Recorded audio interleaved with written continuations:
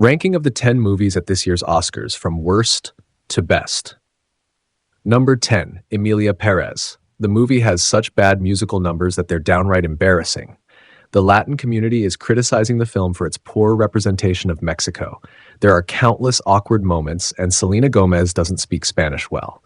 At one point, she sings a song saying welcome instead of you're welcome, which translates differently in Spanish. It feels like they used Google Translate for the song translations. While I recognize its originality and feel that Zoe Saldana does deserve the Oscar, I believe this would be the worst winner in the history of the awards if it wins. Number 9, Conclave. A controversial story about the election of a pope who turns out to be biologically female. While it has good dialogues and performances, the rest would only interest those who care about the Catholic Church or gender issues. Number 8, A Complete Unknown. This film is about Bob Dylan, my second favorite artist after the Beatles, and, in my opinion, the greatest music composer in history. The story tells how Bob Dylan travels to meet his hero, Woody Guthrie, which leads him to be invited to clubs to sing and become famous. Along the way, he meets two women, one who wants him formally, but he cheats on her with the other, who attracts him more, though there's not much chemistry between them. The movie depicts moments in Dylan's life, such as his friendship with Johnny Cash, who writes him letters, but nothing truly significant happens. Sure, he sings iconic songs, but it feels like the writers didn't know what to do with the story and just wanted Timothée Chalamet to get nominated. There are pointless scenes, like when Dylan shows up late to a TV interview and ends up singing with a fictional guest. You're left wondering, what was the point of that? It's impossible to capture Bob Dylan's legacy in one movie.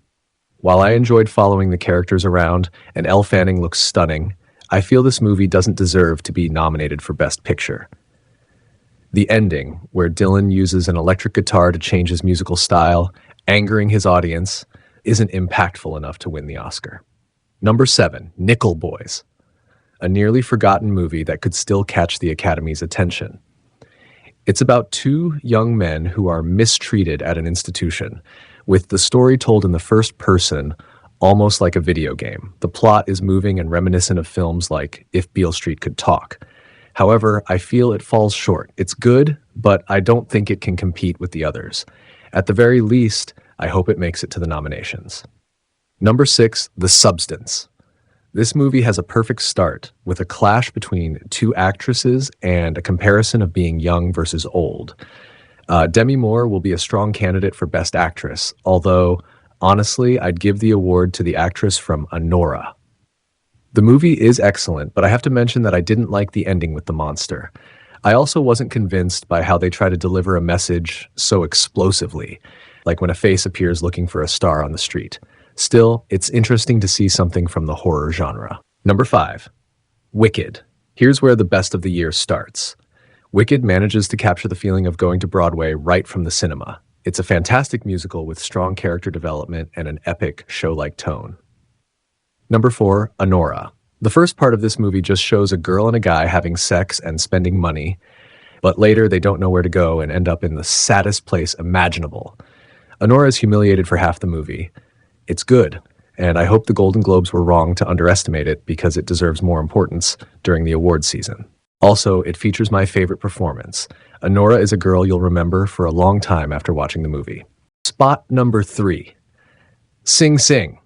Two men search for meaning in their lives through theater. One has been in show business for some time and loves what he does, but is soon hit by the harsh reality of not being able to leave prison and the loss of his best friend. The other enjoys trafficking within prison, but gradually discovers that art fulfills his life. This movie is perfect. For a moment, I thought it would be a typical tough guys in prison story, but it succeeds in showing the human side of inmates. The performances in any other year would sweep the awards. Number 2, Dune, Part 2. For me, this is the best movie of the year, even though it won't win because it's science fiction. And let's face it, it's a bit boring. However, it's epic and will go down in history as one of the greatest works in the genre. It has moments of political and religious tension that are reminiscent of Ben-Hur and other great spectacles. Number 1, The Brutalist. A 3-hour film about a man who has to deal with his abusive boss. At first, the boss only humiliates him. but later he does even more horrible things. There's also the backdrop of the war and the arrival of his wife in the second half of the movie, who has an incredible role. The film suffers from the same issue as other long movies. It tells stories that seem unnecessary, but actually help immerse you in the life of Adrian Brody, who is a lock for the Oscar. Thanks for watching, and please subscribe.